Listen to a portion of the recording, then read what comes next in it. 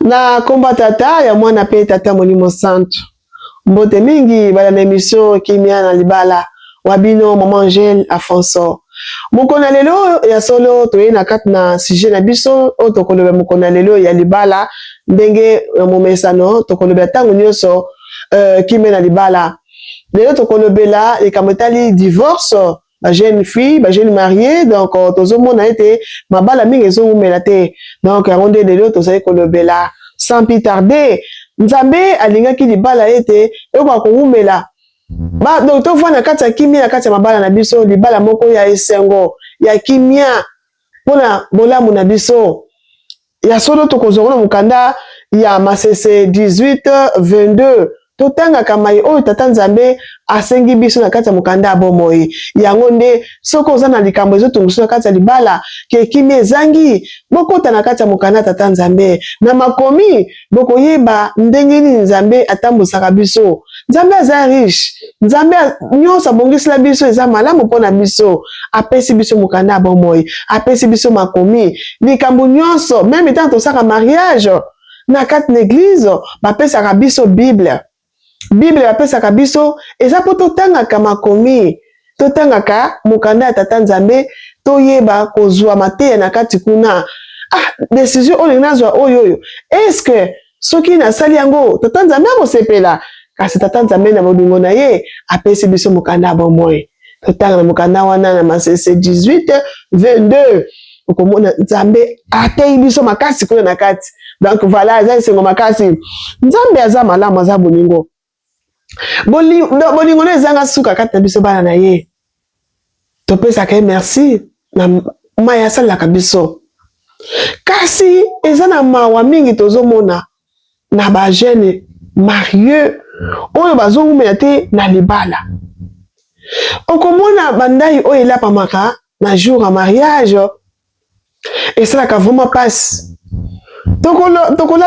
Tokolapaka ndai ya koloba ete pour les meilleurs, pour les pires, na malade, na bozwi, na kondima yo, na ndimi. Donc ilaka wana, donc eza serment monene oyo tondimaka liboso ya tata Nzambe.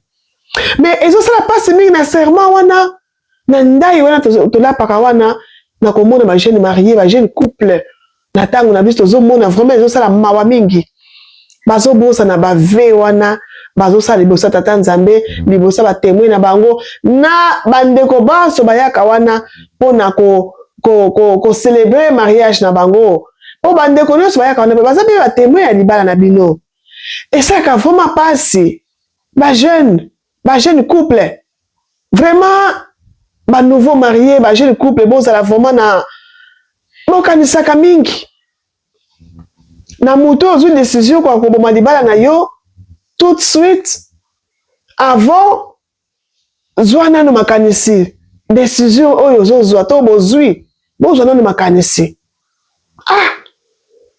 na ndenge topreparaka mariage na biso totala nano badepense zwa nano makanisi bokanisa nano ndenge nini bopreparaki mariage na bino combien de fois kota moso okoti niongo pona mariage oleka kitoko ozwi sali na yo ya cher ozwi limousine na yo ozwi biloko ya kitoko po mariage oleka kitoko mais bozwa temps ya kokanisa badepense eza facilité donc osali sacrifice omona famille mpe esali sacrifice ya kopesa famille kote mobali basangisi mbongo famille kote mwasi basangisi mbongo et yo moko mobali ta mosu moko mwasi bosala sacrifice ya kosala travail dur pour mariage na bino eleka na ndenge bino bolingeli yango.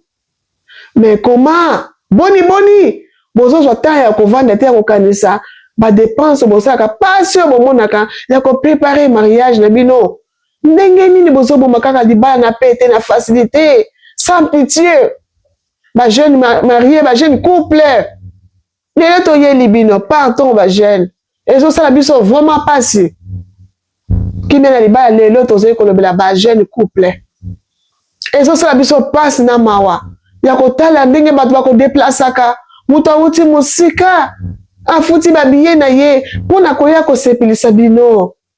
Mais tala ndenge bozopesa biso ba merci Bozo ko décevoir. Ba éviter na bino.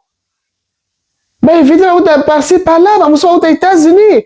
A foutu ticket, sacrifice à 12 heures, 23 heures du temps, 16 heures du temps en avion. Pour na ka koya ko sepilisa bino na mariage na bino. T'as la passe. T'as la passe. Donc voilà, avant que vous soyez décision, vous kanisaka nanu. Vous kanisaka nanu, pas sur le moni. Pour na beaucoup na niveau ana ya mariage. Natango ya kala ba maman bazo bala ba série na biso peut-être ezaki moi mien. Ba dépense ezaki vraiment makasi te par rapport ya ba jeune à lelo. Lelo eza mariage mais 30 000. 20 000, 25 000, nous avons dépensé pour le mariage. Est-ce que tu as un jeune couple? Pour nani, tu as tata nzambe mawa. Tu as ça va na biso soni. Ba éviter ba tunyo so soni. Pour nani. Yango sengeli avant ça le mariage, zwa temps na yo. On yeba ke nzela nazo kote est-ce que naza sûr? Est-ce que na koki na kote na mariage na ko supporter ba plus à libala? Donc il faut sa décision, est-ce que naza sûr? Est-ce que na koki na kote na libala? Pour makambo so sala na mariage ba jeune, ezo sala passer. Ezo sala passer, tata nzambe sa nesengo nango te.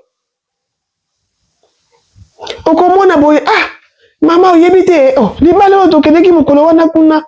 Libala nini? Donc quelque part boy. Et c'est Koufaki dit libala on nini? C'est Koufaki. Oh non, mais mango bala pakinda di bosa tata nzambe. Basine qui veut, basine livre d'or. Pas promettre tata nzambe. Bala pindai, bala pour les meilleurs, pour les pires. Bakobo yanate. Mais likamone uti wapi? C'est qui bazo kosa tata nzambe? Pourtant, on signe un livre d'or, on l'a pinda, il est tata nzambe. On fout kamiwana. Pasteur a le boko na ye. Ils sont fous. Quand Yesu yaka uzana bango, na sacrement de mariage wana to mona wana ba ange ba kitaka. Ba ange ba kitaka pona kosala musana bango. Pona ko pambla couple. Et tango bola pinda wana. Boko sinane. Boko sinane. Et là, on dit, oh, maman, que non, oh, on va supporter tes na mariage. Oh, ils ont une passe difficile. Oh, on va solution te. Et ça, nini, ma jeune couple, na biso. Et ça, nini, là, on dit, oh, on va bongisa te. Et là, on dit, on va misana te, na kata mariage. Et là, on dit, ils ont une passe. Et là, on dit, ils ont un kilo. Pour le mariage, on dit, c'est allé. Ceux qui m'ont conseillé ma bé, attendez ma bé. Esengeli kosenga bolimbisi bosololi botima kam na mesa okomona dialogue wana moko oyo aza na bonzambe to moko aza komikitisa akomikitisa ya solo nasengi bolimbisi akosenga bolimbisi esili bon continue chemin na bino nzambe aza bien ba jeune. Donc soki totali na kati ya mariage tanto kota na kati ya mariage ezali mobembo mobimba voyage ya molai. Pour la carte, il y a voyage à Moulaï, ma caméra est belé. Donc, il y a les gens qui turbulence, c'est belé la carte à mariage. Et ça, il y a mon Moulaï. Oh, ils ont surprise, c'est belé. Ils ont ma caméra belé. La carte à Libala. Donc, il y a un matin à Kabiso. Déjà, pour nani ni balbakeno, pour les meilleurs, pour les pires, n'a pas son maladie. Donc, il n'a pas donc, et il y a pas que non, ma camusu, c'est quoi, il y a Nanzila Libala. Yango tata nzambe akomaki na mukanda tata nzambe akomi na mukanda nzambe nzambe akomi nyonso na pona to kwa koyeba ndenge nini tokoki ko surmonter ba épreuve mususu même na kati ndako ba kete mususu mobali aza violente mais na kati ya mariage omoni be bizali ya mutu bibi polele akomi ko beta mais ezali kambo oyo eyi na nzela mariage il faut ko bunda nango ko bongisa yango ko chakimia ezala te. Po na kati ya libala toyebi histoire ya koka losa Abraham. Koka Abraham ndenge nini etambolaki na mama Sara. Batambolaki nzela molai. Libala bango so otali histoire ya libala na bango. Donc ezaki libala moko ya molai, nzela molai histoire ya Abraham et ça nga vraiment bien maman Sarah donc ezaki vraiment libala na bango ezaki sengo makasi pamba te nzambe na biso na kisaki bango mama mais preuve belé bango ba traverser ki na kati ya mariage koka Abraham na maman Sarah donc ta makina mboka mo tata nzambe atindaki ki na mboka moko boye mboka wana bisika Abraham akopambama batata na ba maman totanga mukanda tata nzambe poto yeba ndenge nini nzambe asalaka biso bolamu ezaki longue chemin mais tant akende ko la kena ye moko te azwaki mama Sarah bakende ke na ye nini yaki na kati na tamba komena mboka wana mokonzi wana tala bo mama Sarah azaki belle de figure mwasi kitoko mama Sarah na ndenge nzambe akelelaki ye azaki mwasi moko kitoko mokonzi wana moni mwasi ya Abraham botali boye asepele mama Sarah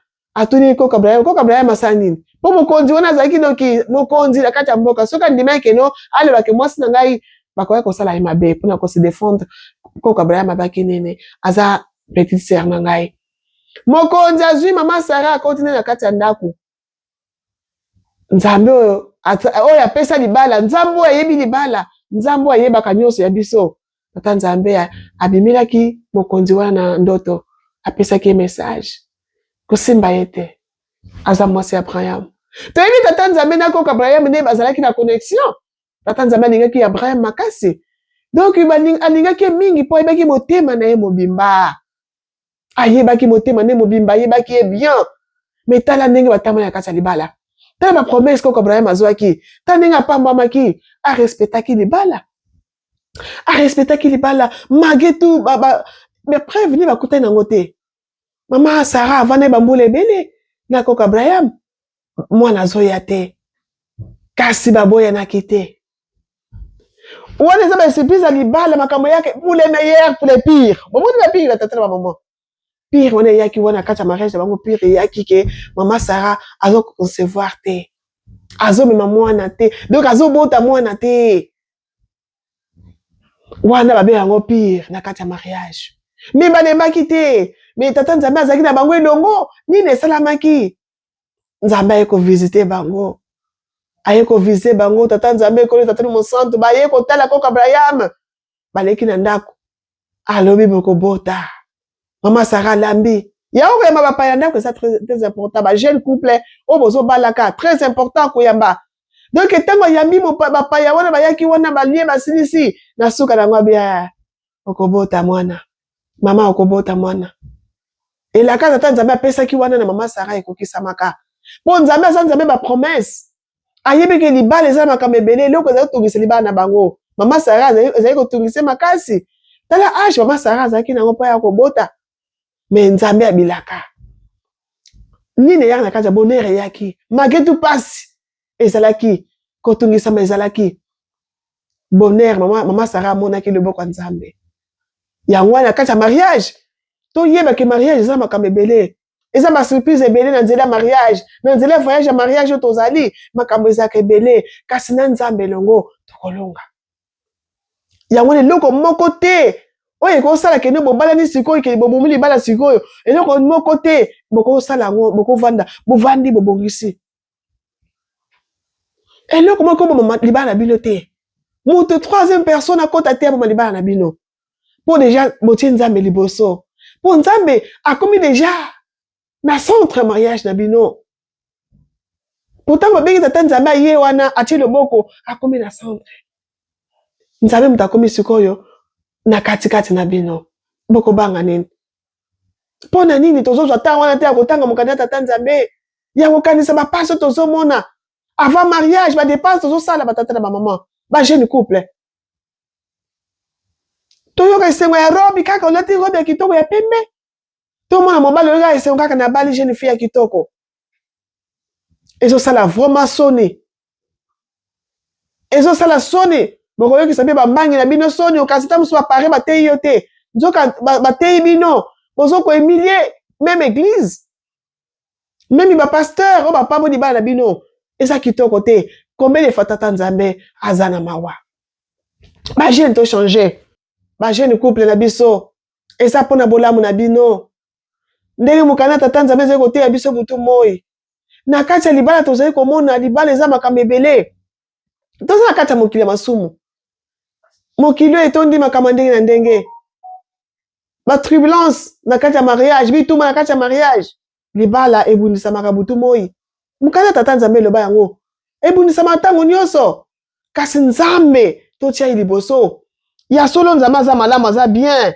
Totanga mokanda 1 Corinthiens 7:28 totanga kama komi pona bolamu na biso. Pona kimie kwa koyingela kati ya couple na biso ba jeune marié, ba jeune couple na biso bana na biso tozali kote ya bino.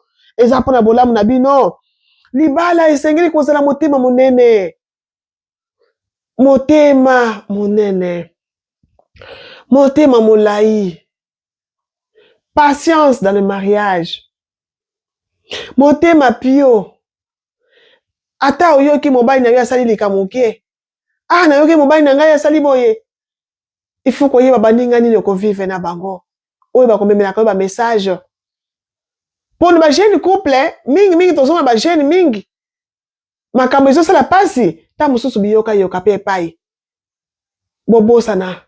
Bobosa makambo maleka. Soko koye na mariage esengeli ko bosa maleka. Mobali akoki kosala mbeba, mwasi asali mbeba kosenga na bolimbisi.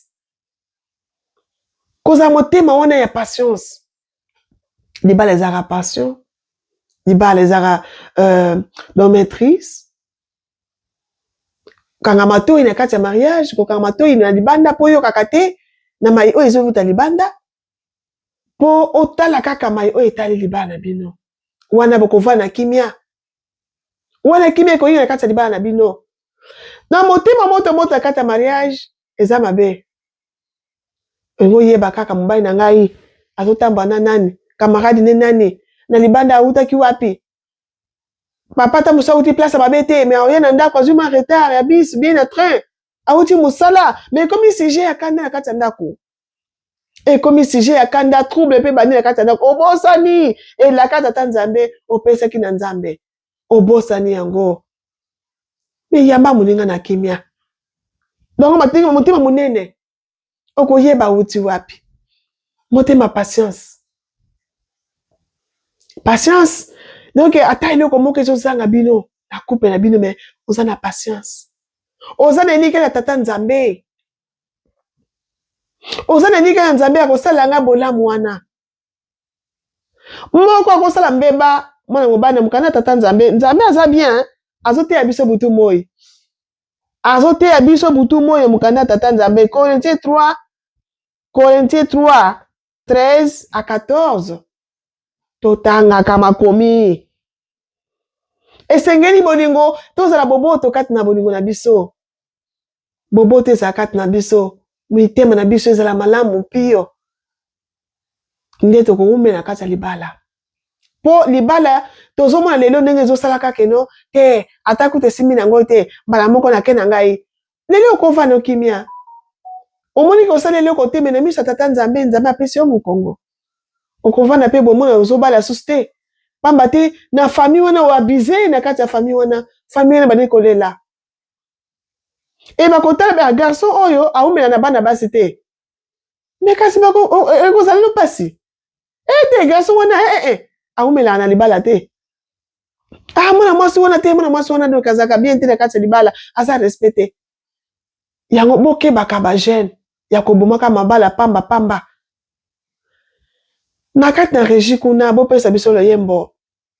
Tokotiaka mbi na kati ya kimia na libala. Nzambe asala po mokili etonda. Et puis place moko balobi la place wana balobaka ete soki mabe kanisa nano liboso. Soki mabe kanisa nano liboso. Avant ya kozwa décision kanisa nano. Bon kanisa nano dépense tosalaki avant mariage. Touti musika na likambo na biso. Mais pona ni to panza kaka na tamukie. Nzembo eza inspiration ya tata Nzambe apesa biso toza riche na église kimangista. Na ba circonstances nyos ba nzembo ezali. Na mariage nzembo ezali. Epesa biso toli. Tolanda nzembo wana. Régie.